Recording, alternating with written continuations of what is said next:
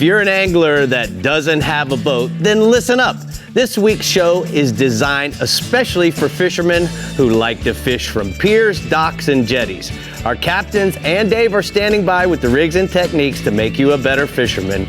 All this here on the Florida Insider Fishing Report.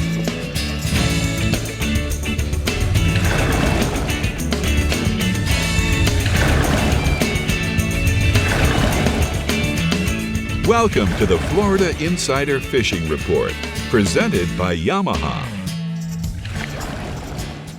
Welcome back to another exciting week on the Florida Insider Fishing Report. Today, it's all about accessibility and opening up the fishing world to anyone who can find a pier, jetty, dock, or beach. And you find those, and our captains will tell you how and what you're going to catch. Right, Rick? You're absolutely right, Brie.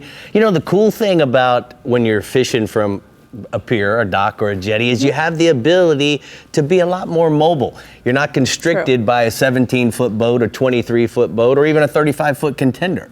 So we got to keep in mind that guys that fish, you know, piers, docks, and jetties have the ability to be very mobile, and I can't wait to hear what the guide suggests they do. Exactly. All right. Well, we couldn't do any of this without our CCA workbench wonder over there. So, Dave, how are you working it at the workbench tonight? Well, we're going to be talking about going out and on the piers. You know, that's how I grew up fishing. I loved to fish on the piers, and I hopped up and down on the rocks for a lot of years wearing my Converse sneakers, and that's one of the things you should have is a good pair of shoes when you're doing this. And you're still hopping around in those Converse. Yeah, he's a hopper. All right, the Discover Crystal River Northwest region is full of places you can fish from if you don't have access to a boat. And Captain Jeff Hageman is our first captain up to tell us all of those secret spots. Hey, Hag.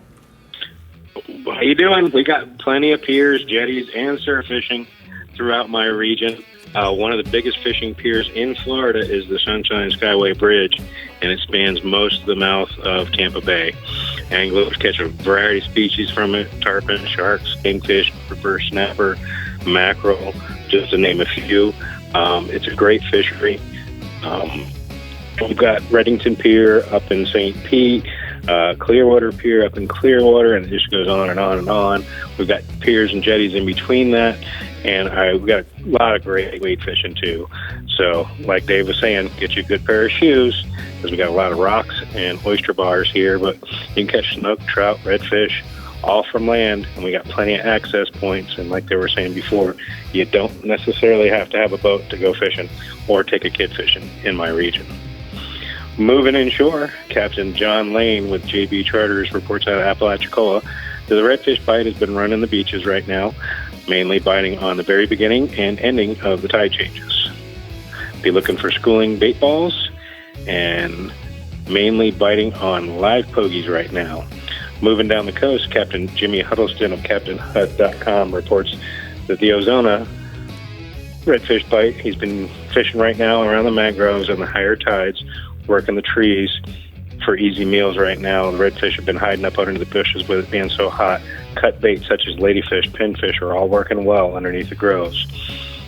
On the lower tides, you want to work the mullet schools on the edge of the fall off of the flats and the shallows with pinfish or sardines pegged to a heavy split shot. And I've also got a report from Weeden Island in Tampa Bay that they're also underneath the mangroves and along the oyster bars. And I've got a photo right now from Captain John Lane with a couple of nice redfish from Apalachicola. Nice. All right. What else you got for us this week, Hag? Moving offshore, the snapper bite remains good throughout the region, anywhere from 10 to 70 feet of water. The fish are going to get ready to concentrate in the next couple of months with the spawn coming on. And the bite has been decent in the daytime, but as we get closer to these moons, it'll be better and better at night. Tailhook shrimp, small pinfish on a knocker rig is a bait of choice. Remember, if you're not getting bit, downsize your leader, downsize your hook, downsize your lead a little bit, and always chum with any kind of snapper will help things get fired up. The gag grouper bite's still going strong throughout the region, from as little as 15 feet of water in Crystal River and as deep as 250 feet. Hand-sized pinfish, grass grunts are hard for them to pass up. A little tip with that, setting a pinfish trap the day before your trip or a couple days before the trip will help ensure you've got a nice live well full of good baits. You can also use frozen sardines. Octopus are also working well. If you can't get live bait, drop those down as dead bait. standard bottom rig with 100 to 125 pound fluorocarbon leader, 8 to 12 ounces of lead depending on the current, and a 7/0 to 10/0 circle hook depending on the size bait you're using. And I've got a great photo of a nice West Coast guy. Nice. Boy, I sure would like to catch Remember, one. we got a little bit left over with Pasco County's scallop season, and from what I hear, it's been doing the best out of all the areas you can go scalloping right now. So you got till Saturday to get out there and catch you some more scallops. All right, thanks for updating us on the scallops, bub. We are going to go ahead and take a look at the Alto Equipment hotspots from the Northwest region. Jeff says inshore redfish bite throughout the region remains strong. On the top of the tide, use cut bait for those reds. And then offshore, grouper in 120 to 200 feet of water over the rock piles and ledges. Use pinfish and sardines on a standard bottom rig. What do you think, Brie? I think I want to go scalloping again. Yeah, let's go. A little time left. We can still do it. All right, let's head south into the Startron Central West region, which continues to have a plethora of places to fish from that's accessible to just about anyone. Tell us, Paige. You know what? I think you stole that plethora word from Captain Rick. Oh, did I? Did I steal it from Captain Rick? Because Yes. I believe it's the opposite. Nope. Oh my gosh, She we will stole go it back from in the me, years. and I stole it from Scotty Too Hottie. There's no way. Yes, okay, sir. go ahead, Paige. Go ahead. All right, so Hag touched on a lot of it, but I have to say we have, and I'll start down south of my region, probably at the El Joe Bean Pier in the Startron Central West region. The cool thing about our pier fishing is the accessibility. You can ride your bike, you can drive your car, your pickup truck, and the number one thing you're gonna find out, whatever pier you're on, and I'll go through them quickly, is the catching of bait. The cool thing about pier and jetty fishing is there's gonna be anglers out there that have been doing it for years to numbers of years, and most of them are pretty cool with sharing some of their knowledge, not all their secret tricks. Like that guy we met in that jetty in Texas, Rick, that shared that little secret weapon with you on catching those redfish. But there's always going to be people like that on piers and jetties. So it's recommended don't bring too much stuff your first trip, but bring enough to get started. And then you're going to learn that you can catch bait with cast nets, with sabiki rigs, with collapsible pinfish traps. You can leave the pier and go down on the beach with a sand scooper and scoop up sand fleas. So that's the neat thing. There's always ways to catch bait. And then working your way up the coast from the El Joe Bean Pier, which is the Mayaca River, there's the Venice Fishing Pier, which sticks out in the Gulf. Sarasota Bay, we have the Tony Saprito Pier, which is right by 10th Street Boat Ramp in the bay. And then on up the coast, we have the two Anna Maria Piers, one which is just reopened last week due to hurricane damage a couple years ago, the Anna Maria City Pier. And then about 150, 200 yards northwest of that is the old school rod and reel pier, where regular big snooks, tarpons, permits, sharks are caught. And then last, I'm going to end it where Hag started, was the world famous Skyway Fishing Pier, which turned a tragedy into a really neat fishing spot. As a matter of fact, I remember in a Sportsman's Adventures, we did a little take on that as well as Egmont Key. Anyway, you can't beat pier fishing, and it's a lot of fun for those who don't have boats or the guys that do that just want to put in a couple quick hours. I've got two photos tonight of my pier fishing of legendary pier angler Eric Hernandez from Walt's Fish Market. First one with a big kingfish he caught off Venice Fishing Pier. And then the second photo is of him fighting a sunset tarpon, and he said he did land it, but it's just a great shot. Yeah, it is. Go ahead. Staying inshore snook fishing, Rick. I've been talking to you about it, and you've been doing good down your way. It's probably the best I've seen in a lot of years, and I believe the lack of rain and the clarity of the water have a lot to do with it. A lot of times when we get that tannic water, it's tough to see where fish are set up.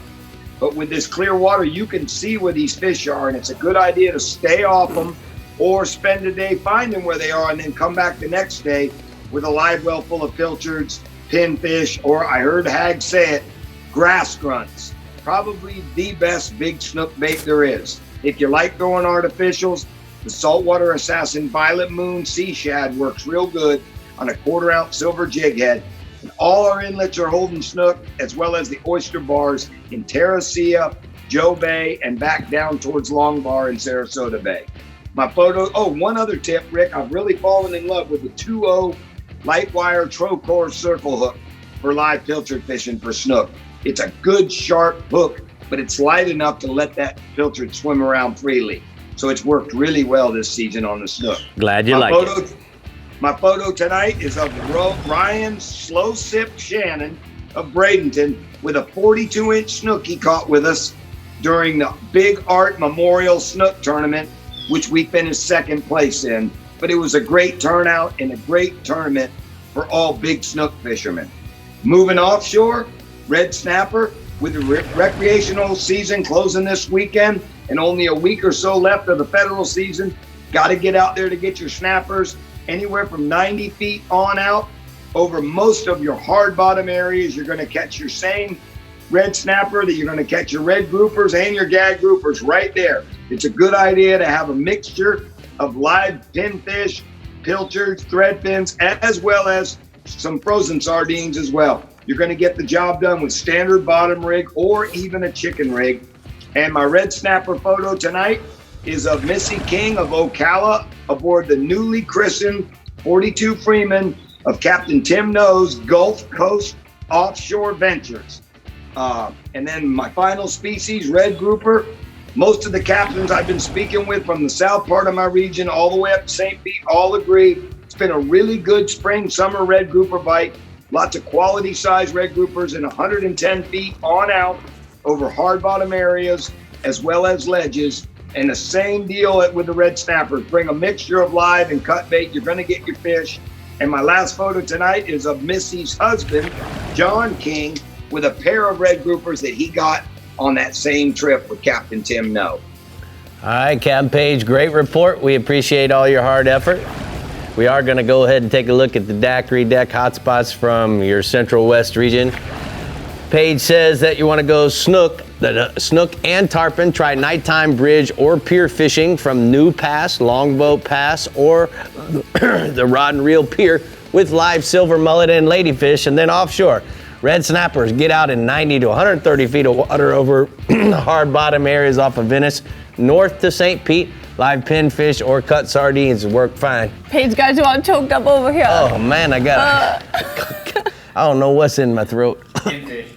All right, we're seeing what the pier and jetty life is like in the Fish Bites East region when we return. But first, let's see what our Academy Sports and Outdoors rigs and techniques life is like at the CCA workbench. What's your life like today? That's a mouthful, isn't it? It's good. It's life good. is good. Life is good. I don't have a pinfish, thank goodness. Oh, in your throat. All right, we'll be back.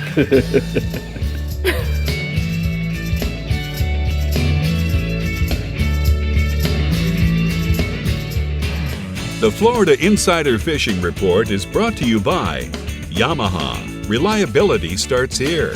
Contender Boats, always in the game. Noble Air Charters, raising the bar yet again. Rodan, set it, forget it, catch more fish. Sirius XM Marine, weather, fishing info, and channel surfing. And Daiquiri Deck, Sarasota's favorite place to meet. Reliability. Yamaha is legendary for it. But it's more than a legend. It's something boaters have come to value. Why? Because it's rare. Because in this fast-paced, single-use world, few things are built to last. So when we find something that is, we hold on for dear life, to friendships, to traditions, to outboards. Because it's the lucky few who get to spend as much time on the water as they'd like. The rest of us, we look forward to those precious few days. That makes every second sacred. Every moment mean that much more. And it drives us to wring the most of every minute we get on the water, having incredible adventures, fighting the fish, making unforgettable memories. If you count on having this time, you need an outboard you can count on to power it. That's why boaters choose Yamaha for the long run. For life. Because reliability starts here. What started in the flats and bays has migrated offshore. GPS-guided trolling motor technology has moved to boats in the 35-plus foot class.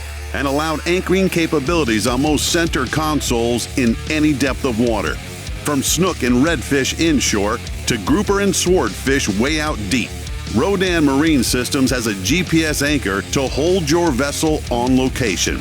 Set it, forget it, catch more fish.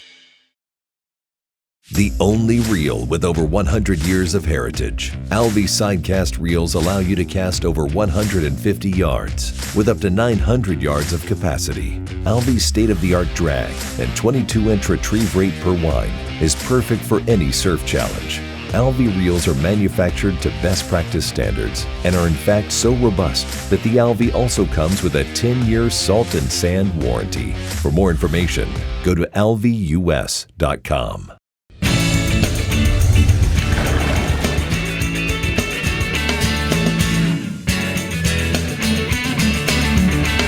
Well, we're here at the CCA workbench, and it's time for the Academy Sports and Outdoors Rigs and Techniques. And Dave, you got some rigs on this bench. Yeah, I got some stuff that I wish I had when I was a little kid, hopping the rocks with my brother. We would go out onto the piers and whatnot, any chance we got, because we didn't really have a boat. So, we would go out and battle with all the pier guys. Right. And, when you're out on that pier, if you have something that can cast a little bit longer than the guy standing next to you, that's always a plus. Now, when you're using these side cast reels from Alvi, these are perfect for that kind of application. They can make incredibly long casts. They hold a lot of line, and you can get out and reach out and touch someone. Now, this 70 here is great for when you're standing on the beach or something, surf fishing. But you got to use a 10-foot rod with this thing, and you really don't want to do that on a pier. And we'll talk about some pier etiquette later. But when you've got a 12-foot rod or something, you're taking up a lot of room. But Alvi makes little reels like this 50, right here, and you can put that on a 6-foot rod and still make incredibly long casts. I think that thing says it holds 800 meters of 10-pound. But you can put 20-pound test on there. Yeah, you can put 20-pound test on there and just bullet that thing and make really long casts. And if the side casters intimidate you, you can always use an orbiter. One of their spinning reels, and those are really nice. That's the 200. They cast a long way as well. Incredibly, well made. You can drop them and bust them around, and they'll still keep on working. They've been making reels for 100 years, so. That Alvi Orbiter is a really good reel to use on a pier or a beach or just wading as well. So where do we go to get them if we want to buy one? Alvi.com. LVUS.com. LVUS.com. There you go. Yeah, I failed the test. Just kidding. So we're going to use on there, we're going to use a fish bite rig if we're using a long cast reel? Yeah, you can buy pre-made rigs from Fish Bites. They come, 20-pound test rigs. You can put anything on there. You can put a piece of fish bites on there or a piece of shrimp, But I tell you, the fish bites work just as good as a dead bait. You look online nowadays, a lot of guys are saying, man, the fish bite's out fishing the live bait. Because it doesn't get pecked off. The reason being is it doesn't come off. And I use a fish bite as like a stopper to hold all my shrimp and clams and stuff on the hook. But once that stuff comes off, they still bite the fish bites, and I still get a lot of bites from them and catch a lot of fish with them.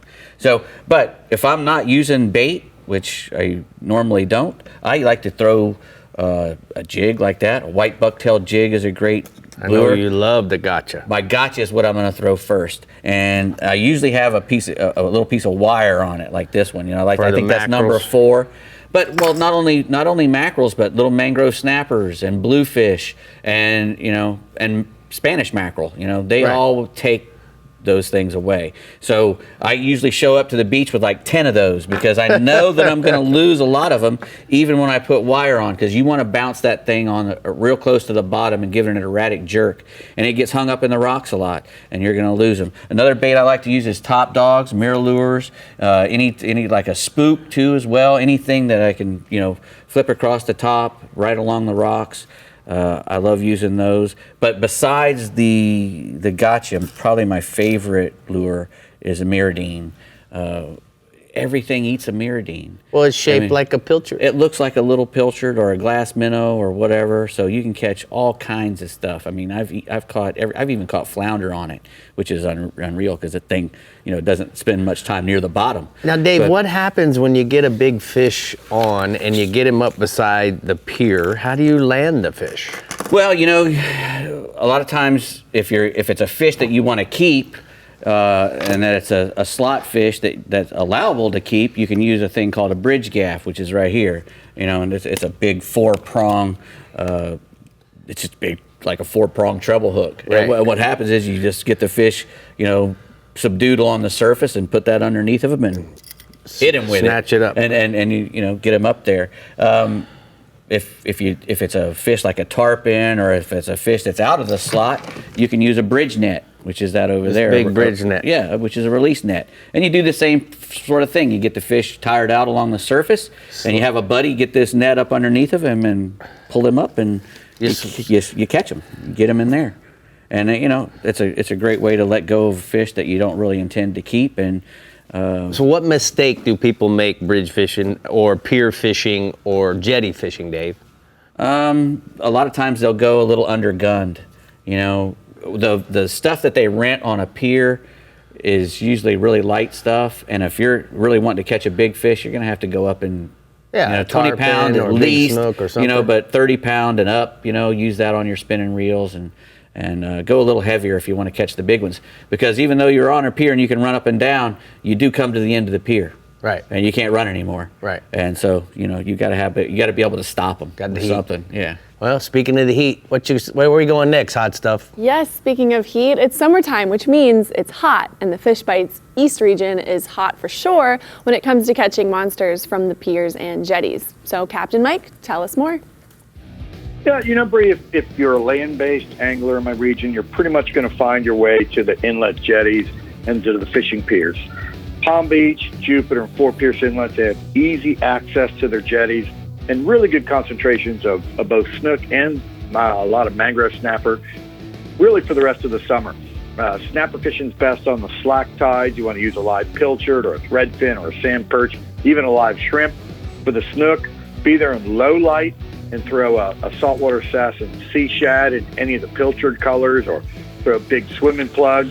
At night, tarpon will move into the inlets on the outgoing tides, and a live mullet or a flare hawk thrown in the inlet on the outgoing tides. Money on those big fish. In Fort Pierce Inlet, the red minnows and pilchards get bottled up this time of the year at the base of the South Jetty. And they're from the South Jetty south along the beach for about 100 yards or so. When the snook are doing cartwheels in those at dawn and at dusk. And you can fish them, you can fly fish them with bait fish pattern flies, or throw that same sea shad that works really well around the inlet. Really anything that resembles a pilchard is going to work well in those areas. At St. Lucie Inlet, that requires you park at Bathtub Beach and walk a mile or so south, but it's a great place. Those rocks are full of snook and tarpon this time of the year. And then let's not overlook the piers. The Lake Worth and Juno Beach piers are excellent places to target snook and snapper. If you're looking for something to eat, whiting's a good fish to throw, to catch there. And the blue water pelagics like cobia and kingfish are coming in to those bait schools to eat. So really good time of year to fish around those piers. The other thing we have going, the catch and release snook bite has been a little bit inconsistent around the inlets, mostly because of the presence of predators like sharks and barracuda, and also because of the rough seas we've had this week. But when that bite turns on, there's some big fish being caught and released. At St. Lucie and Fort Pierce Inlets, it seems like the best action has been during the outgoing tide when that water gets dirty and the bait's being swept out with a current. At Jupiter and Palm Beach, it seems like the incoming tides had the best snook bites by far. Live bait's key around the inlets with a croaker, a threadfin, a sardine, or a pilchard. The top baits, but a mullet, a bunker, a sand perch will also produce good fish. At first light, you can throw a copper juice or Houdini-colored saltwater sea shad. In the shallow areas, you can throw a topwater plug. Average snook's going to be 8 to 18 pounds, with fish to 25 pounds or more being caught. I have a photo. David Nauman, he caught that snook along the mangroves near Little Mud Creek up in St. Lucie County, and that fish ate a live pilchard on a popping cork. So let's go offshore, Hollywood. Well, the summer sailfish bite continues to be insane. Fish are rising to baits in small pods of 2 to 5 or 6, 7 fish. The bite's pushed out a little bit deeper, say 100 to 160 feet of water from Jupiter all the way up to Fort Pierce, although there's still some fish around the bait schools and wrecks that are in like 60 to 80 feet of water. Wherever there's bait, the fish seem to be. Anytime you're hooked up to a fish, you need to have at least one other bait in the water so you can double up or triple up. A lot of the sails are swimming alongside the hook fish, so watch for that. You can pitch your bait right to them. The water's been really clean and clear, so you want to drop down a little bit to a 40 or 50-pound fluorocarbon leader. Match that with a 7.0 trocar inline circle hook. And the fish have been really responding to larger baits like the thread fins and goggle eyes, but you'll still catch plenty on sardines and pilchards and small blue runners, or you can throw ballyhoo either naked or with a blue and white skirt. And most of the sailfish right now have been pretty big, averaging 40 to 50 pounds. The other thing, the blackfin tuna bite that's been so strong in Palm Beach and southern Martin County for the last month has kind of moved north as the tunas are following the bonita schools. The blackfins are being caught as shallow as 70 feet, but the majority of fish are working that deeper edge of the reef in 100 to 200 feet of water. It seems like the deeper the better off Palm Beach, mostly to avoid the sharks. I've even heard of blackfins chasing the minnow schools in 35 feet of water just north of Vero Beach. And then there's some football-sized blackfins showing up around Push Button Hill in the afternoon. When the blackfins are mixed with the bonitas, they tend to be a bit boat shy, so you want to shotgun a lure or a bait way back behind the boat on 30 or 40-pound fluorocarbon leader and a 3.0 trocar circle hook. And if you're specifically targeting blackfins, the best method by far is to live chum with small pilchards or sardines, or you can even use some of those red minnows that are on the beach and then put a bigger bait out behind the boat. You'll find those baits on the beach right now. Average blackfin tuna is 20 to 30 pounds. Here's a good idea of what they look like. Captain Charlie Stuve out of Jupiter, he led that angler to a fat blackfin in 220 feet of water, and he was just chumming with live pilchards. All right, Mike, I want to tell you the rain, I'm wondering, has it cooled off that hot water and has extended the bite for the bass? It really has helped all week long. These overcast days help that morning bite really stretch until later in the morning. On the back of that full moon from last week, the shad have been hatching on Lake Okeechobee, and it's just been a full-on crazy shad bite for the last week or so. I was talking to Captain Nathan Shellen of OkeechobeeBassFishing.com. He's saying the higher water levels and the wind, this windy week that we've had has kind of pushed the bite from the outside grass lines back into the marsh, into like 2 or 3 feet of water wherever the water's clear. The bites from dawn until 11 or 12 o'clock in the morning on these overcast days, and anything that resembles a shad is working. That means a white spinnerbait, a swim bait like an alewife or a pearl-colored Bass Assassin Elite Shiner or a Die Dapper or a Boss Shiner. Even the split-tail shads in those whiter colors are working.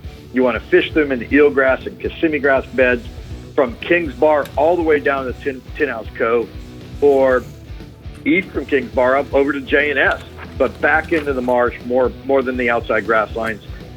You can also fish shiners, although that shiner bite's been kind of slow. If you see the fish feeding on shads, fish the shiners, and you just got to kind of wait them out. It's a 40-fish morning right now, fish the 7.5 pounds, so the shad bite is really the key on Lake Okeechobee. All right, thank you so much, Mike. Great report from the Fish Bites East region. It's time to take a look at the T&H Marine hotspots. Mike says inshore, catch and release snook on the north side of Jupiter Inlet. Live croakers, thread fins, or sardines on the incoming tide for those snook. And then offshore, kingfish, dolphin, blackfin tuna in 120 to 150 feet of water east of St. Lucie Inlet. Slow troll, live pilchards, thread fins, or even ballyhoos. Rick, Yes. have you heard? No. Okay. This past week, 2 iHeartRadio tagged redfish were caught from the shore in Pensacola. Oh. And neither angler was registered for STAR or a CCA member. Wah, wah. We are talking piers and jetties tonight, and almost all of the species of fish in STAR can be caught from a pier or jetty. Snook, redfish, tarpon, and more, plus any fish you catch, can be entered in the Power Pole Conservation Division. Win your share of $500,000, and you can still register at ccaflstar.com. The fish are out there, but you gotta be registered. I mean, it's just nuts. We've 4 weeks, and there's been a fish caught every week. I know. Get registered. All right, East Side, you're up. We're checking off a few more piers and jetties in the Bell Central East and Casa Vieja Southeast regions when we return right here on the Florida Insider Fishing Report. We'll be back.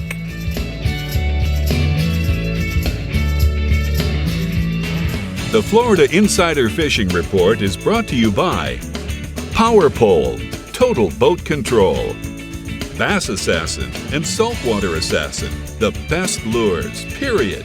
blue water outriggers, everything for your outdoor adventure. Garmin, join the club. Florida Coast Equipment, Florida's largest Kubota dealership, serving Southeast and Southwest Florida and Florida's Space and Treasure Coasts. And Casa Vieja Lodge, 5-star angling in beautiful Guatemala. I'm Captain Rick Murphy, and I'm a life member of CCA. Why am I so involved with CCA, you ask? Because I want our fisheries to be in better shape for my kids and their kids. CCA is working to ensure the future of recreational fisheries and the rights of recreational anglers. The future of fishing starts today with you. How do you want to leave things with your kids? If you're like me, you'll want to make the right choice and go to joinccaflorida.com right now.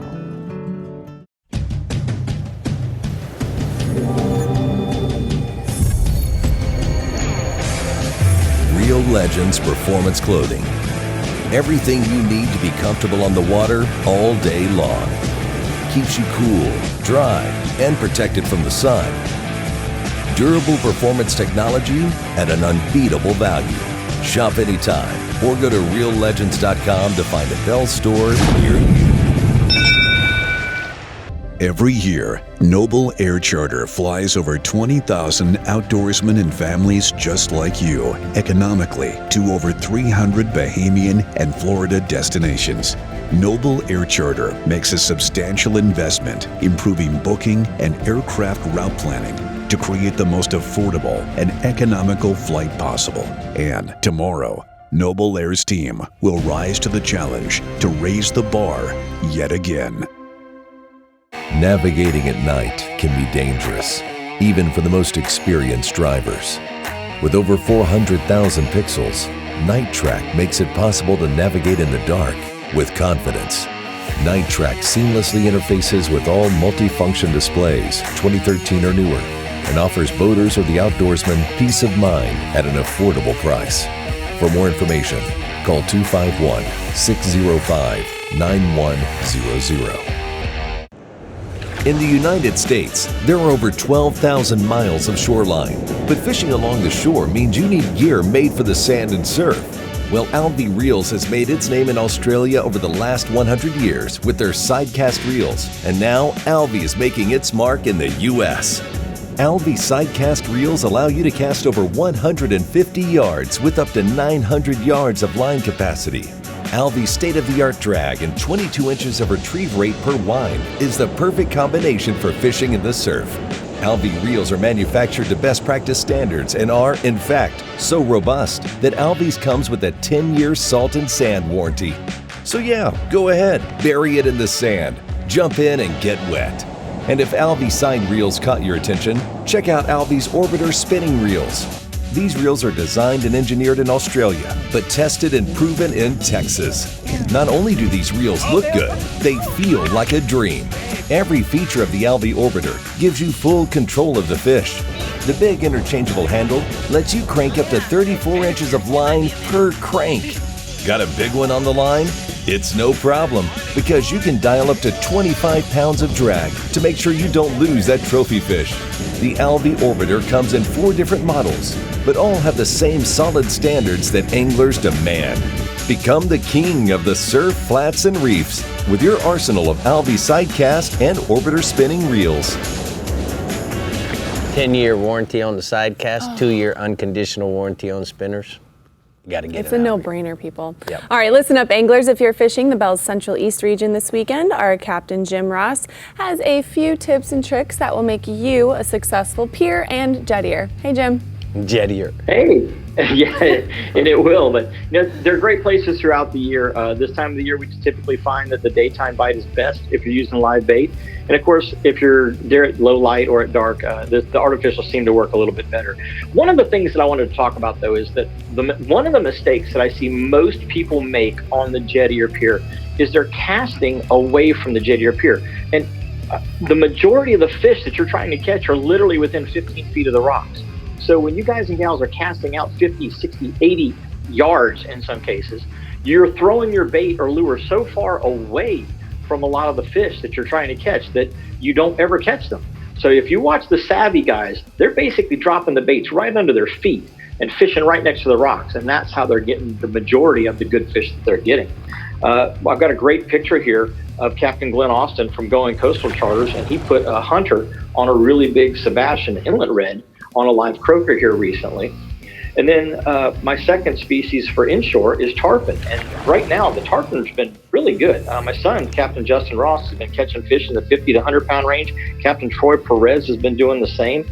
Now, Justin was telling me that most of the fish he's been catching have been catching on lighter leader. 60 pound is supposed to say 80 or larger. And he's using a little bit smaller hook. He's going with like a 6/0 size hook instead of those 7/0 or 8/0 that we typically use. One of the things that he was really finding that is critical to catching the fish right now is having a day when you've got a little bit of a chop on the water. That seems to be the best case scenario, because it doesn't really matter what time of day it is, as long as there's a little breeze, the fish seem to be biting better. When it's dead slick calm, he's not catching as much. And I've got a great shot that he took of one of his recent customers with a jumping tarpon in the lagoon. Actually, that fish was in the Banana River.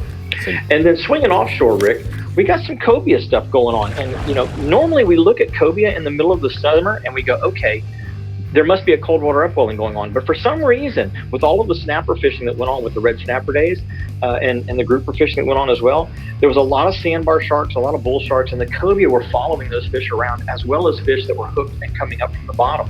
So one of the things that you've got to do is you got to have a pitch rod ready. And cobia aren't the smartest fish in the world, but they are one of the best tasting. So in my opinion, I don't care what their IQ level is, have a bait ready for them that you can throw in front of them and let them jump on and eat it.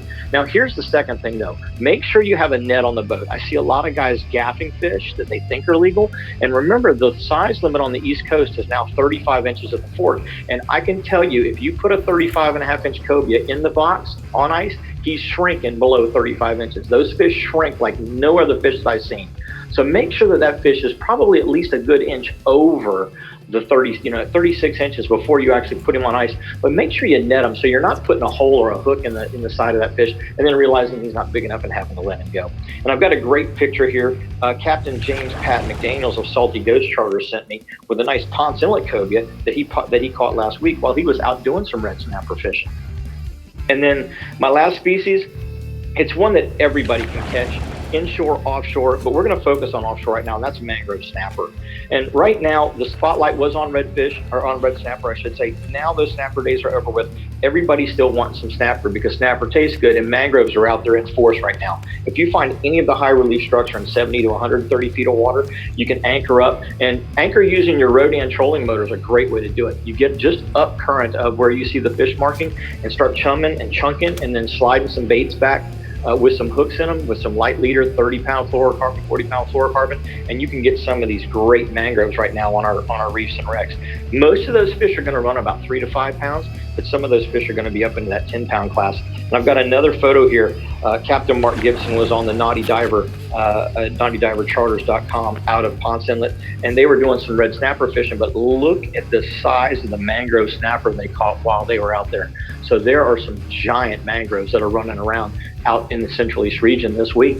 All right, bud, great report. That was a good tip on cobia. I did not know tip. that they were shrinkers. Yeah. They shrink really bad. I've come so close to being in trouble so many times, and I've just decided, you know what, it's not worth it. I'm just going to put a 36 inch instead of a 35 inch at the fork in the box and live with it. Good advice. Thanks, Jim. All right, bud, we got to go to the Rodan Marine hotspots from the Central East region.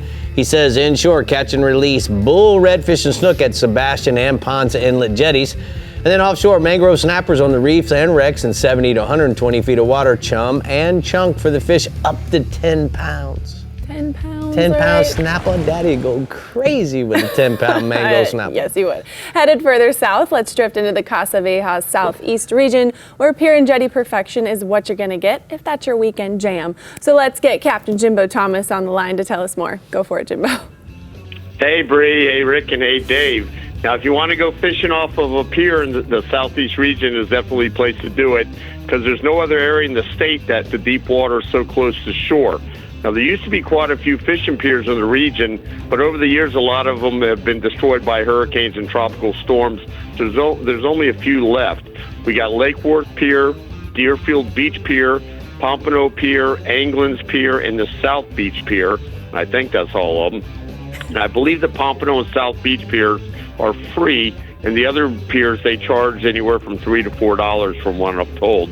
Now, there's also good fishing around the jetties, although you risk your life walking out over those rocks, but you can safely fish those jetties from a boat. Now, the Boynton Inlet jetty is basically a fishing pier, and on the south side of Hulliver Inlet, there's a concrete walkway. Now, as far as fish, snook can be caught year-round off all the piers, along with assorted snappers, grunts, and jacks. Those are your pier mainstays. Then in the winter months, Spanish mackerel, bluefish, pompano, cobia, and even the occasional kingfish are caught off the piers and jetties. Now, most of these piers will hold some bait like pilchards and sardines. You can sabiki those up, use them for live or dead bait, and bring lots of tackle because there's plenty of snags there, so make sure you have plenty of hooks and egg sinkers.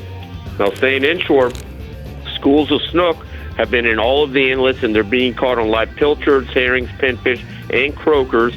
You want to drift them near the bottom using a Jupiter rig. Also, flare hawk jigs and pink and chartreuse, along with soft plastics, are also working for these snook. Now, all of the bridges of the ICW are also holding snook. They're being caught on both live and artificial baits fished along the shadow lines. In both the inlets and the bridges, outgoing tide's going to be the best. And along the beaches from Lake Worth Inlet south to Government Cut, we've got snook running up and down those troughs just off the beach. They're eating live baits and artificials. You want to mimic what they're eating, which is mostly small pilchards. Best time to target these beach snook has been early in the morning and then late in the afternoons by boat or by foot.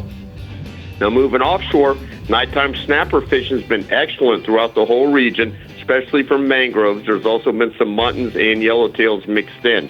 Snapper have been hanging on the outside reef. Anywhere from 40 to 80 feet of water has been the best, and they're being caught on dead sardines, silver sides, and pilchards. You want to fish them on the bottom using a knocker rig, 20 to 30 pound leader, and 1/0 to 3/0 circle hooks. Captain Marty Kaplan aboard the Reward Party boat, who fishes out of Miami, he's been fishing along the outside reef line off Government Cut and finding mangroves anywhere from 2 to 5 pounds. They've also had bait coming up in the lights, goggle eyes, and pilchards. They've been sabikiing those, putting those down for bait. That's what the larger fish have been being caught on, those fresh liveys. But he says the lemon and bull sharks have been a big problem. They're eating a lot of their hooked fish. Moving a little further offshore, daytime sword bite has been very good, fishing in anywhere from 1,800 to 2,000 feet of water from Government Cut north to Lake Worth Inlet. The night bite's also been good, but most everyone has been daytime fishing. Now, in the daytime, you want to fish big bonita strips, dolphin belly strips, or rig squid. Use an 8/0 to 10/0 hooks, 300-pound mono leader. Use some lights above your baits. Try to fish that bait as close to the bottom as possible without snagging. Down in the Miami area, hanging the bottom is a big problem. As you get further to the north, the bottom tends to flatten out with less hang-ups. And depending on the current, you want to use anywhere from 10 to 15 pounds of weight to hold bottom. So definitely you want to use an electric reel unless you're a masochist to wind these swordfish in. Most of these swords have been in the 100 to 200 pound range, and there's been some larger ones seen or hooked at least. Now I got a photo here, throwback photo of a big swordfish that we estimated at 400 pounds that me, myself, my brother Rick, and Captain Glenn Clyett caught about 12 years ago. It's been that long since you caught one? No, it hasn't been, but since I caught one that big, it's probably been that long. Throwback Thursday. All right, give Mama Jane a kiss for us. We're going to go ahead and take a look at the R&R tackle hotspots from the Casa Vieja southeast region inshore. Look for the snook in all the inlets and off the beaches in the early morning and evenings where they're eating live and artificial baits. And then offshore, beat the heat and do some nighttime snapper fishing on fishing in 40 to 60 feet of water. Jimbo said me, myself, and my brother. And there's 4 people on that boat. Anyways, we're exploring the Keys region when we return here on the Florida Insider Fishing Report.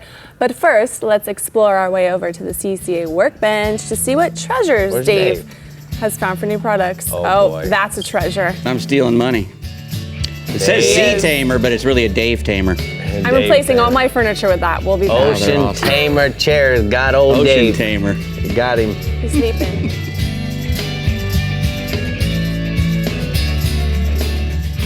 The Florida Insider Fishing Report is brought to you by Academy Sports and Outdoors. Have fun out there. Ameritrail. Load. Launch. Relax. Real Legends. Exclusively at Bell's. Okuma. Inspired Fishing. Discover Crystal River, Florida. And Maverick Boat Group. Makers of premium boat brands Maverick, Hughes, Pathfinder, and Cobia. At the pinnacle of super high output, 4-stroke outboard performance, you'll find Yamaha VMAX SHO. Yamaha's game-changing SHO technology. From exhilarating V6 models to the sleek inline 4s, there's a VMAX SHO for everything from bass to bonefish. It's an extended family of 4-strokes engineered for lightweight, inspiring performance, and rock-solid reliability. Discover VMAX SHO and elevate your expectations.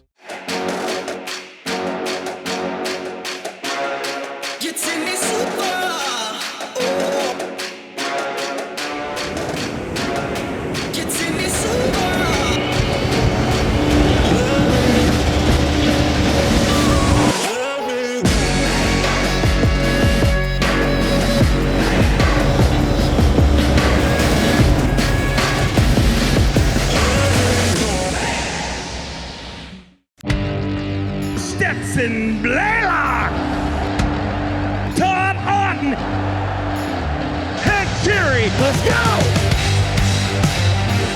Garmin Live Scope, I tell you right now, if you don't have it, you are behind. It's just wild. It's like a video game.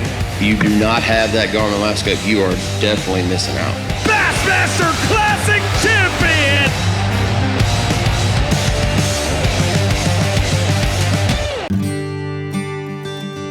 There are moments in our lives that make us realize how fortunate we really are. To breathe fresh air, to taste the salt of the sea, to be able to roam free in nature. The Florida Keys and Key West are now open to visitors. We have so much to be grateful for. Dive into scallop season and become part of a tradition in Crystal River and Homosassa. Let our local captains take you out on an underwater adventure, dive along the unspoiled shores of the Nature Coast, and fill your bag with delectable bay scallops. Then we'll cook your catch for dinner. It's a local tradition and a Florida favorite. Discover Crystal River invites you to plan your scallop season adventure from July 1st through September 24th at discovercrystalriverfl.com.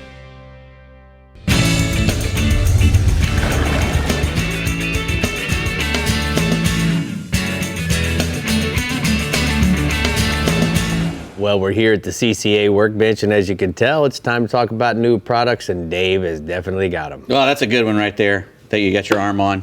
We're going to start with that. That's the Magellan Outdoors Ice Box. It's a 20 quart.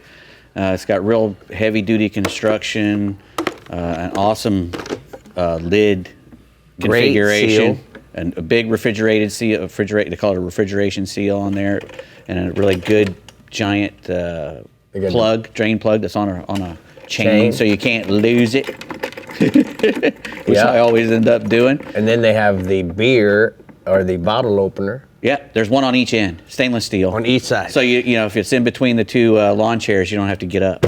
Also, which is really cool, is you get this lock down, open it up the other side, and you don't have to get up. You got to open it. What happened? Yeah, Look. Opens from both sides. It's a double-sided. Exactly. And or if you want to use this like for a cutting board. Or have that just as a tub. If this is a little live bait swimming around in there. Exactly. You could do that too. Magellan. It's got anti-skid feet, reinforced tie downs, stainless steel reinforced tie downs, FDA approved materials all the way through it. It's UV resistant. It's real smooth. They keep it all smooth so it's easy to clean. Yeah. They really thought a lot about it, you know. Yeah, man. Academy Sports and Outdoors. They took a cooler and made it better. Yep, academy.com. Plus, it's cheap compared to other coolers. Very cheap. All right, next we got some Fish Bites, Fight Club lures, and the Fight Club jig heads. You know, these are, I use a lot of Fish Bites in the surf. They're other baits. They're, the little essence baits you cut off, but these are their... Hold this for 1 second. Okay, Dave. I'll hold Go this. ahead. I'll hold the jig. We're gonna show everybody what they look like. Well, they're flavor scented lures, and Fish Bite makes that great stuff. They impregnate all those flavors and scents into that material, and they do the same things with these, and they make paddle tails and shrimp. We just have the shrimp here, but you can put them on a jig head, and they're extremely tough. You can pull on that thing, they won't fall apart really good. They're infused with the fish bites, like I said, the flavors, 9 different colors, and you can use that just like a dead shrimp. I mean, that thing makes enough smell that they'll come. I can't believe you're eating that thing. But anyway, it tastes. Does it taste like mashed potatoes too? It does. It tastes like instant mashed potatoes, and I know that's what my mom used to feed. Yeah, well, anyway, the jig heads are 2-aught nickel-plated jig heads. 5 colors, 4 weights, double keeper barbs on there. So once you get to your little fish bites on it, it ain't gonna come off. Powder coated finish as well.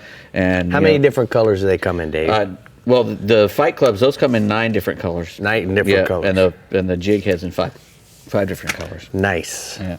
All right, Bait Master. Yeah, we got the single hook, small rigs. You can buy these from Bait Masters online. If you're worried about making your own rigs, they make all kinds. This is the single mustads. These are a 7-aught. These are like if you wanted to just pull a ballyhoo, these are perfect. The Mustad 77.6 with a 7-aught hook on there, 10 feet of 80-pound mono. And there's 3 per pack, and they got big copper wire on there already. Comes with a loop? Yeah, a loop and swivels. It's all ready to go. All you got to do is put a ballyhoo on there or drop your favorite lure in front of it, and you're ready to go. Man, good job. Last but not least, we got these cool Ocean Tamer marine bean bags you saw me reclining in there.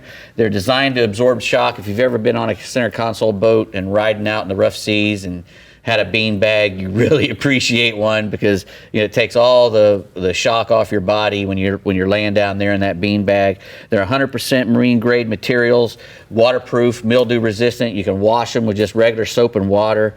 They got 2 nylon strap handles on the bottom that you can carry them with, or you can hang them up to dry or hang them on the boat to get them up out of the way. And they're made in the USA. And they're not just for big boats like the Contender. Oh no, you can put them on. We use them in the bay boat. Me and Yeah. Paige, when we're tournament fishing, he sits in one while I race all over the world. Right, and you can put your own logo on there if you want to put your Sportsman's Adventures logo on there. And they guys guys really take a lot of pride in digitizing your logo to make sure that it looks as good as what you envision. They're on really their light, product. and if you're going to have a center console boat, Where do you gotta go have to one. buy one? Ocean-tamer.com. I want to replace my entire living room with I had these some in right my house here. for a long time. Oh yeah, I'm doing it. All right, it's hard to be landlocked in the Keys, but if I had to be landlocked, there's no other place I'd rather be than on a bridge fishing in paradise. Tell us our weekend report, Randy. Hey, good evening, fish fans. Here in the Garmin Keys region, we have bridges that are the piers and jetties for people to come down and fish off of throughout the Keys. Now, there's not a lot of them that you can fish off of, but the ones that you can, like Channel 2 Bridge, Channel 5 Bridge, Long Key Bridge, 7 Mile, to name a few, those are kind of the popular bridges. And every day there's people that walk out there and they hope to catch a big fish or to get something for dinner. And there's a variety of fish that you might catch there, depending on the time of year, depending on the day and the current, conditions will dictate a lot of stuff. But mangrove snappers, permit, jack crevalles, barracudas, tarpon, snook, you name it, more than likely it's going to be around that bridge at one time or another. Now, there's people that really know how to fish these bridges. They know the tides and they know when to be there, and they're very successful. And they might use live bait, or some might use artificial, depending on what you're trying to do. But I can tell you the best tip at fishing a bridge, try to fish it when the current is not running at wide open, because that water moving through that bridge most of the time is so swift you really can't fish it very effectively. So you fish the ends of it to kind of get in that eddy, and that'll help you a lot to have some success. Live bait like pinfish or pilchards will certainly help you. And then in the wintertime, as we start to get into the late fall and the winter months, live shrimp is your ticket for about anything around those bridges. Moving into another fish, kind of a love-hate relationship, we've got the bull shark that are everywhere right now. They're on the ocean side, they're in the bay, they're in the Gulf. It seems like anywhere you go and you have good fishing, you're going to have a bull shark show up sooner or later. Now, not everybody wants to catch these things, but if it's something you want to catch, they're a great fish. They fight hard, They're big, and some of these fish are in the 500-pound class. Certainly not all of them, but there's plenty of big ones to catch if you want to do that. And a lot of times, they're going to show up whether you like it or not. And one person that really enjoys catching large sharks and Goliath groupers, just big fish, is Ed Young. He was fishing with Captain Richard Black.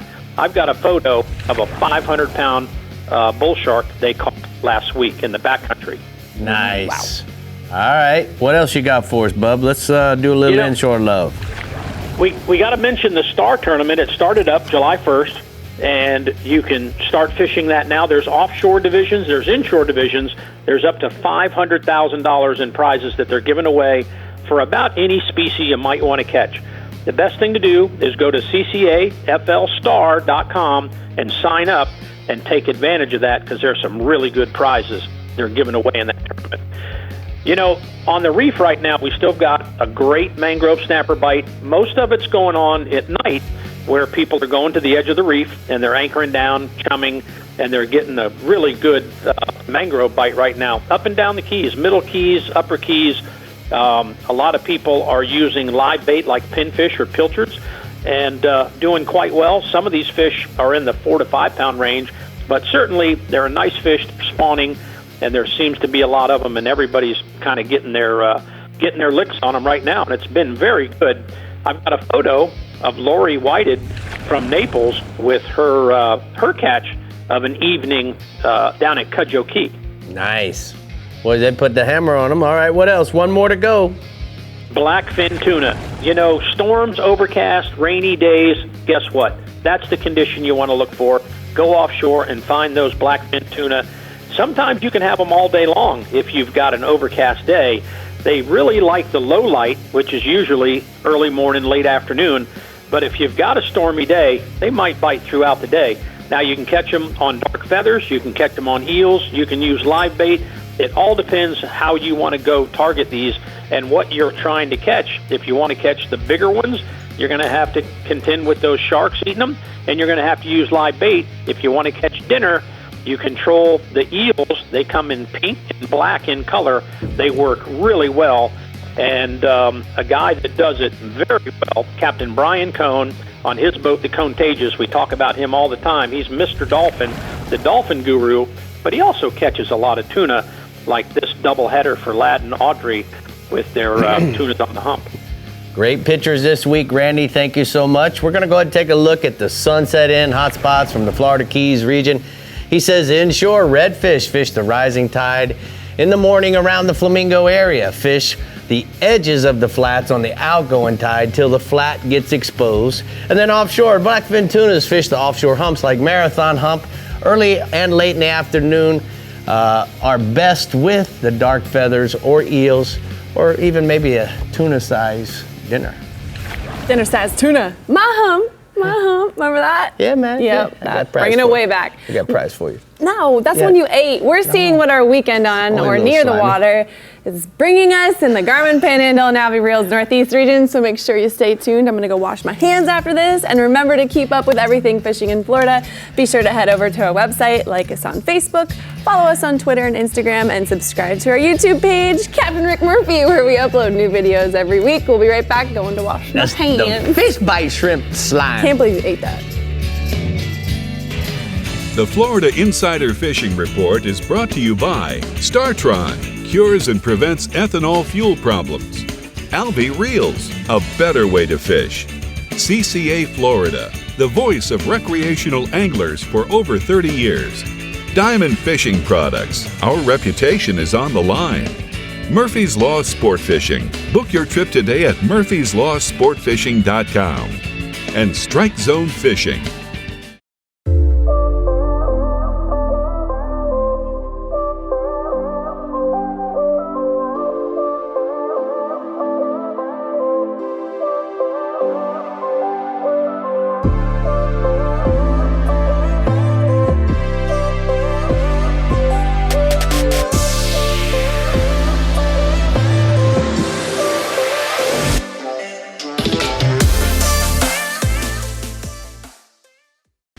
Finding a shoreline is easy. Finding a sure thing is not. For over 20 years, anglers from Kitty Hawk to California and every shore in between have come to know one thing: that nothing says no to fish bites. So just stop with the fishing and get busy with the catching. Ask for Fish Bites or Fish Bites Fight Club lures or visit fishbites.com. Come explore untouched Florida, where you'll step into holy sea cow and fish pristine waters where you'll reel in, whoa! Come discover Crystal River with exciting adventures and incredible surprises everywhere. From exhilarating river adventures to scalloping in the Gulf to delicious fish to fork cuisine, this is the place where you can relax into Just a short drive from Tampa and Orlando is the amazing Discover Crystal River, Florida. Learn more at discovercrystalriverfl.com.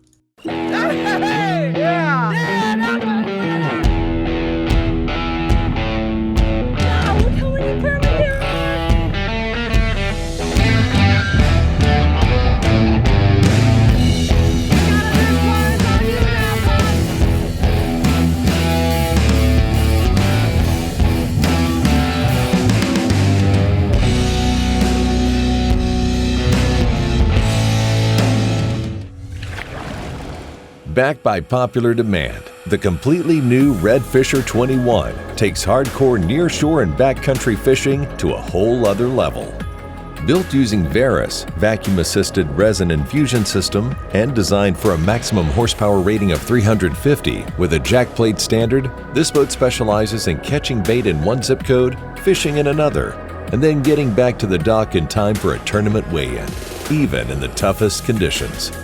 Huge casting decks and walk-around gunwales make for a stable, uncluttered platform that allows multiple anglers to fish and quickly move around when the action gets hot and still stay out of each other's way. Plus, there's tons of lockable dry storage for everything from cast nets to gear bags, and the new console has enough dash space to flush mount a 12-inch Garmin with room to spare. If you've been looking for a fast, bait-carrying machine that puts a premium on running performance and comfort, and is equally at home along a mangrove shoreline, in an inlet, or off the beach, your search has ended. It's a pretty boat. Yeah, man. Yeah, man. Big Probably gunnels. goes fast, huh? Yeah. Mm-hmm. All right, pier, dock, jetties, beach, the Garmin Panhandle region has it all, and so does our Captain Pat Deneen. Tell us, Pat. Hey, Bree, I tell you what, the Panhandle does have a lot of opportunities for shorebound anglers. We got plenty of pier and jetty fishing ops in the Panhandle. The jetties at St. Andrews in Panama City, and then the jetties in Destin. The really long jetties, they provide a good access to great red fishing in the fall, good flounder fishing in the fall. In the wintertime, it's redfish and bluefish. Springtime, pompano and Spanish mackerel are caught in huge numbers from these jetties. And then we also have some really good Gulfside piers.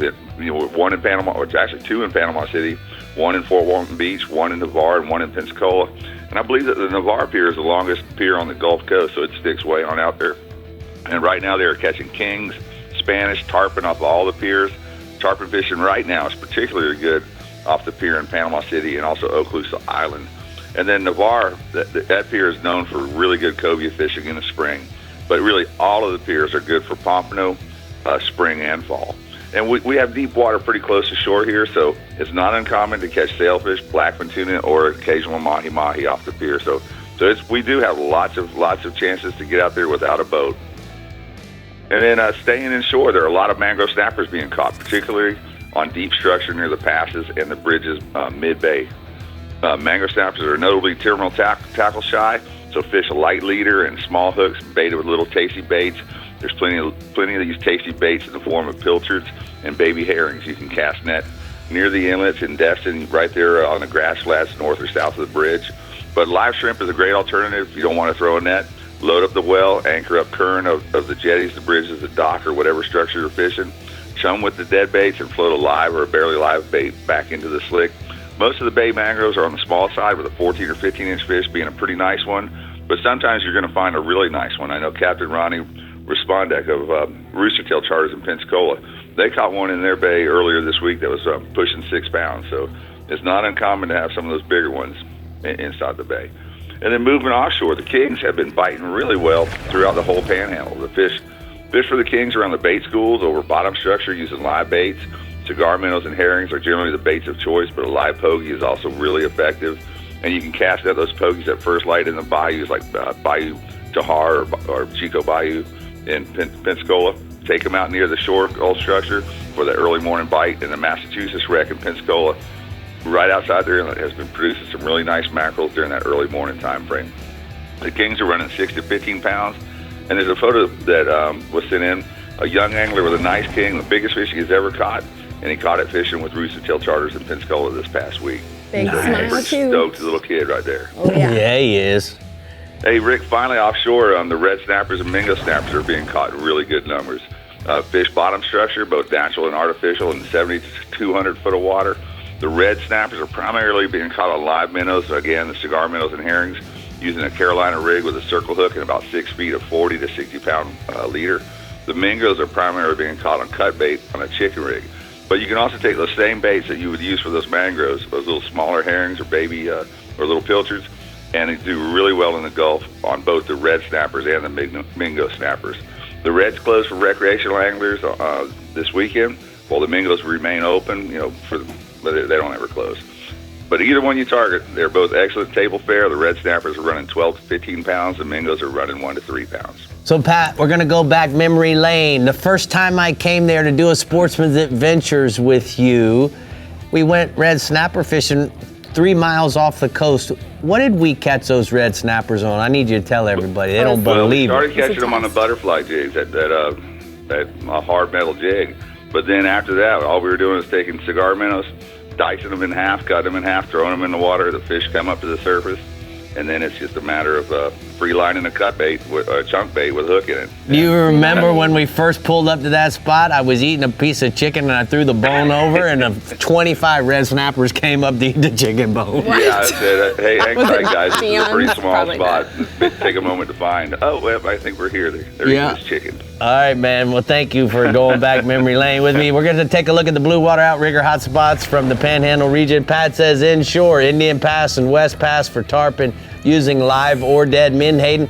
And then offshore, recreational red snappers season ends on Saturday, so use live baits on the Gulf structure and catch those red snappers. No wonder it's your favorite. They like chicken just as much as you do. They do. They do. All right. Me and that snapper and the chicken go together. Yes, they do. Yes, we do. All right, let's get our resident captain, Tommy Derringer from the Alvey Reels Northeast region, who has some great news for pier and jetty anglers this weekend. How you doing in Studio B, Tommy? Doing great, Brie. We're not catching much on chicken bones this week. Well, maybe next week. Hey, we're doing really good. We have some awesome fishing piers here in the Alvey Sidecast Reels Northeast region. A few of them that come to mind is the St. Augustine, the Jacksonville, and the Flagler Beach piers. Depending on the time of year, you can catch all kinds of different fish from those piers. And, the pier staples from our region would probably be whiting, pompano, bluefish, sharks, redfish, drum, all kinds of stuff. The beach piers also produce some huge kingfish throughout the summer months. During the late summer and early fall mullet run that goes along the beach, the kingfish, the redfish, the tarpon, big jacks, they all get into those pods of mullets and pogies along the beach, and they're going to pass by all of those piers. So if you're looking to catch a really big fish from one of those piers, that's going to be a great time to check it out. A live mullet or live pogie, either on the bottom or free line, is going to be a great way to go, but you can do really well with just about any kind of cut bait. Now, the jetty fishing is also good right now with some big bull redfish being caught around the slack tides in all the inlets this week. The best bite has been on the top or the bottom of the tide as that tide slacks up a bit. Now, I spoke to Captain Danny Flynn from FishAmeliaIsland.com. He tells me he's been catching some really big redfish, fishing the bottom at the St. Mary's Inlet, right there along the rocks, using live mullet, pogies, or blue crab. And the same thing goes for Mayport and St. Augustine Inlets. Now, this is the time of year I start to remind anglers, take the time to revive or properly vent those big reds if you catch them in deep water so they can swim away and stay healthy and make some babies for us. And speaking of big redfish, I've got a picture here. Captain Danny Flynn sent me this pic of his client, Porter Cole, with a monster redfish. They caught it at the St. Mary's Inlet right there along the jetty rocks. Nice. What in the world? All right, what else? Tell me about some tarpon, Bubba. Yeah, man, I got to talk about tarpon again this week, but mostly about those smaller, relatively smaller 10 to 40 pound fish. They're all over the place in the south end of my region. I spoke to Captain Chris Herrera from PalmCoastFishing.com. He tells me he's been on a great small tarpon bite in Palm Coast. Captain Chris says the key to getting those fish to bite is get on them at first light or even before first light, and then again right before dark. Now, Chris is tossing a big live shrimp to those rolling fish, and he's using a small 1/0 Eagle Claw J-hook with a long 20-pound fluorocarbon leader. You know, those fish can be a little shy at times. There's also a bunch of smaller tarpon in the flats, creeks, and canals in Daytona and in Ormond Beach. Now, again, just look for rolling fish during those low light hours. I also spoke to Captain Caleb Blackburn, who told me he's catching those tarpon down there in Ormond Beach on bass assassin jerkbaits or paddle tails, and he's rigging them on a weightless, wide gap worm hook. Now, he's also been doing well. He's tossing some small minnow flies and gurglers to those small tarpon if you're a fly fishing guy. I've got another picture here. Cody Brodner sent me this picture of a nice Ormond Beach tarpon that he caught on the fly rod this past week. How about the colors on that? Beautiful. Pretty.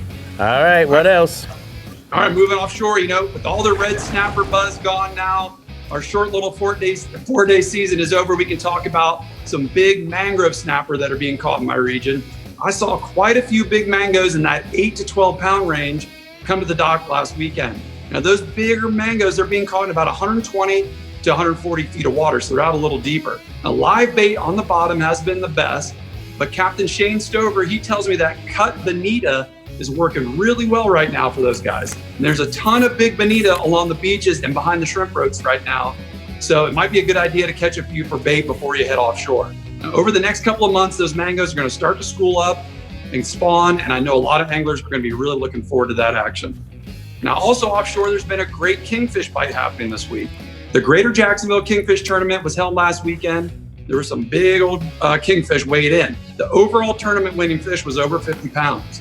And I spoke to my buddy Dito Nelson, and his team won the high roller division of that tournament. And he told me the smallest fish that they caught all week was 29 pounds. Now, Dito said they fished just northeast of St. Augustine, about 45 to 50 miles offshore. Now, just about everyone I talked to that was in the tournament said that a lot of the bigger fish were way offshore out there. Now, there are some smaller kings loaded up on the nearshore reefs of St. Augustine and Jacksonville right now, and slow trolling live pogies has been the ticket, but it's still really tough to find those pogies, with most of them being found inshore. And I've got one last picture. Dito Nelson sent me this picture of their biggest kingfish they caught during that tournament week, weighing in at over 52 pounds. Man, that's a nice big kingfish there, Tommy. We're going to go ahead and take a look at the strike zone hotspots from the Northeast region. Good job, bud. We'll talk to you next week. Tommy says that inshore, all the area inlets for reds. Fish on the bottom around the slack tide with either cut or live mullet, crab, or a pogie. And then offshore, kingfish on the nearshore reefs throughout the region. Slow troll those pogies or diving plugs for the kings. All right, we have one more region to fish, and that's the Bell's Southwest region. So get ready to cast, reel, repeat, and we'll bring you your captain right after this break. Right, Rick? You know, Brie, were you a cheerleader at one time? Because Nope. the way you throw your arms around, it's I was a dancer. The Florida Insider Fishing Report is brought to you by Yamaha. Reliability starts here. The Florida Keys and Key West. Come as you are. The IGFA. Fish for the world. Sportsman's Adventures. Fishing for adventure. And Bell's. Everything you need to live life local.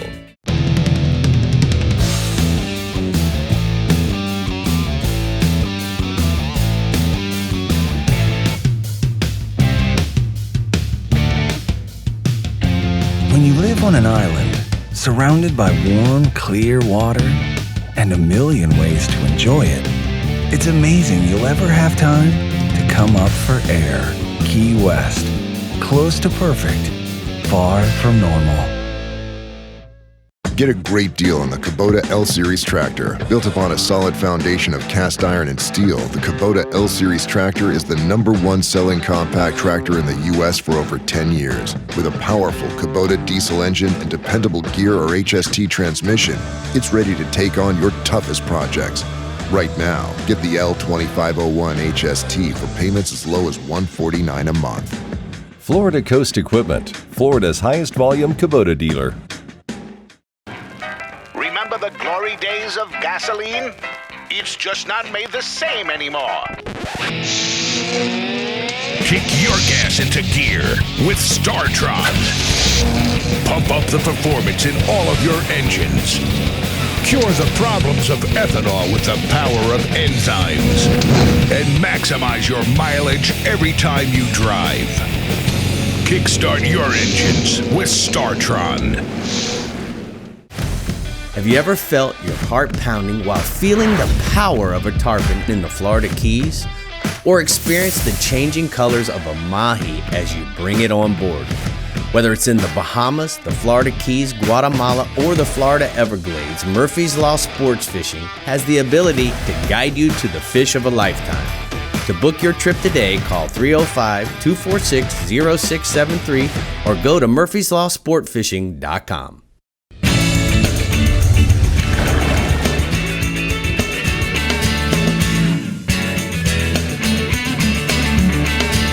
Today's power pole tip is about the travel strap.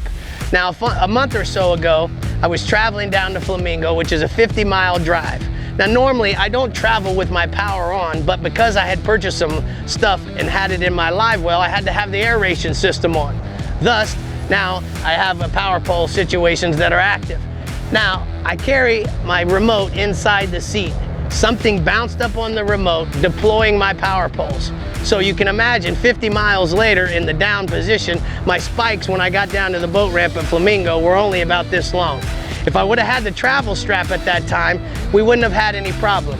It really works very, very well. It works on all the power pole models, and it's really simple on how you put it on. We're gonna simply go around like so. I like to bring it right here by one of the bolts here. We're gonna pull the Velcro tight and strap, pull it on there tight. Now this keeps my power pole from deploying even if the power's on or if there's some problem with the switch because of something laying on top of it. So if you have any questions about the travel strap, it's $14.99 or we'll actually make you a deal and sell you two for 30 bucks. So go to powerpole.com and that's today's power pole tip. You're looking good, Rick. Power pole tip of the week. Exactly. All right, pier, jetty, and fish catching galore is what you have to look forward to in the Bell's Southwest region. Now let's hash out the weekend bite details with Captain Ronnie Houston. Hey, Ronnie. Hey, Brie. You know, when it comes to piers and jetties, I can tell you right now, there's no better time than now to bring this subject up. You know, May through September can be one of the best times of the year to catch a snook of a lifetime or a trophy-sized snook. And I'll tell you what, the snook loves structures and piers, jetties and rock piles, and this is where they're going to be. Now, with the water being clean and plenty of bait just off the beaches, you can simply start by just running the coast from Caxambas Pass on the outside all the way up to Stump Pass, and you'll see some of the areas I have mentioned.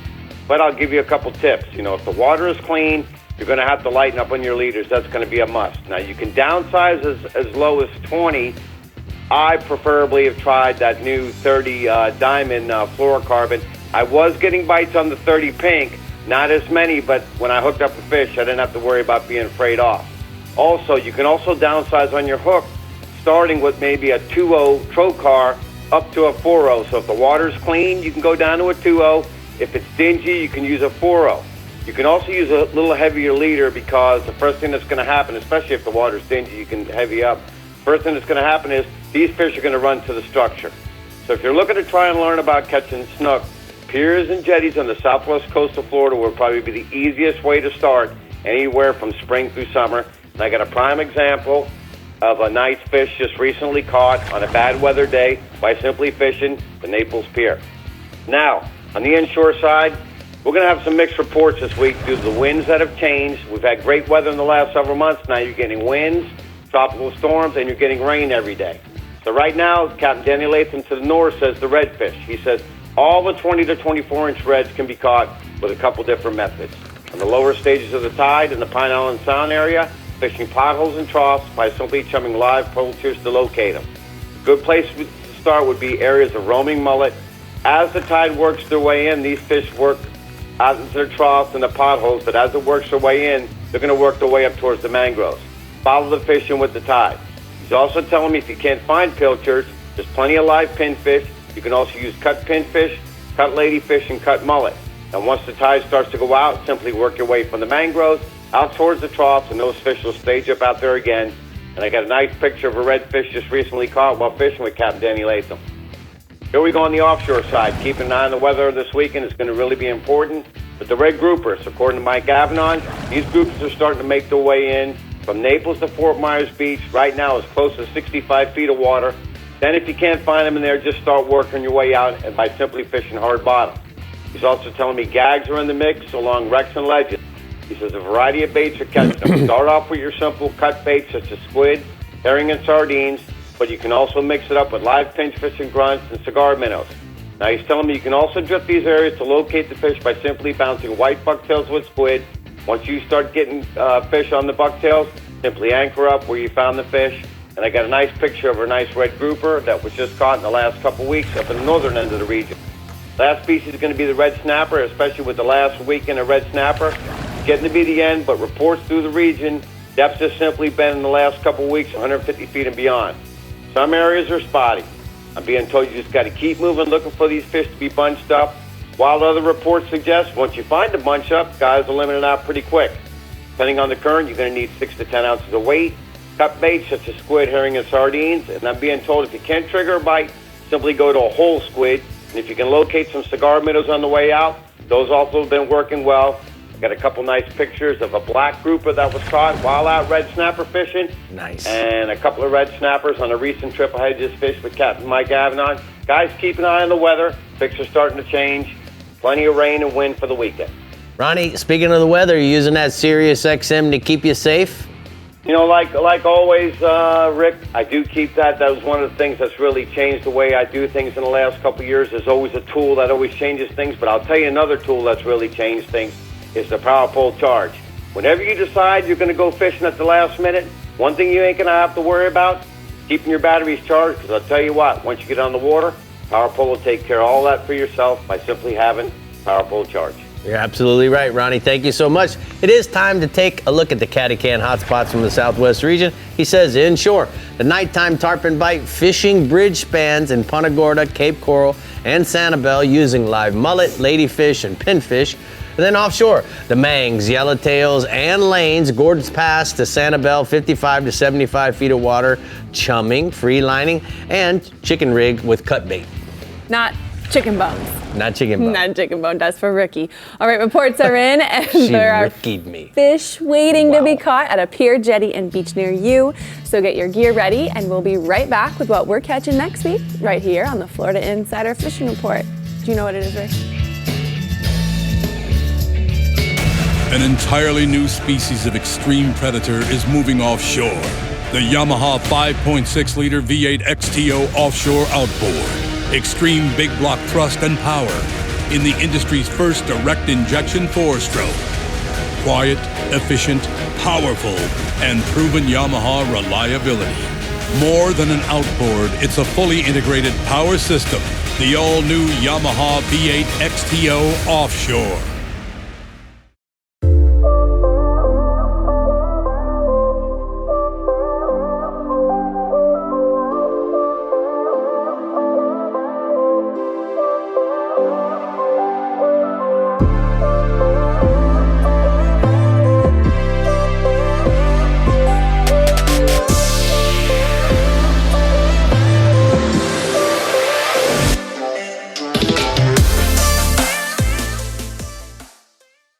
Why is Casa Vieja Lodge on everyone's bucket list? Left teaser! Left flat as well, 2 fish! They're everywhere! Right flat teaser as well! Left flat, right flat teaser!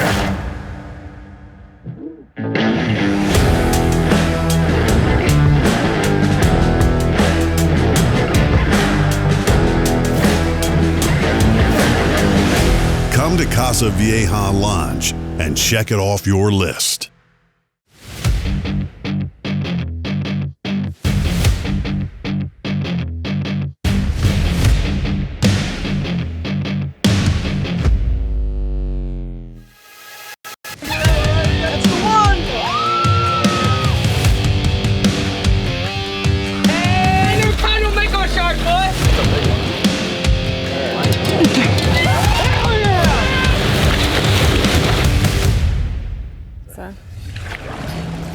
All right, next week we're talking, go ahead since you know it. Kingfish. Kingfish. Ring-a-ding-dum king. Smoked fish dip. I love those things. Yum. Them toothy critters we'll be talking about, Dave. I'd love to catch one or two. And I understand we're going to have a well-known special guest. The captain of the Thomas Flyer, Jimbo Thomas, Jimbo's is coming in. in. And Dave can run the plethora of questions by him. Bringing my out word. that word again. Definitely. And he's the not. only captain that ever says hi to you. I love him. It's a bromance. Yeah, it's a bromance. Love it. He always says All hi, right. Dave. Hey, Drake. Hey, Brie. Hey, Dave. Thanks for tuning in. Get out there, catch those fish, be safe, Bye, guys. watch the weather. We'll see you next week.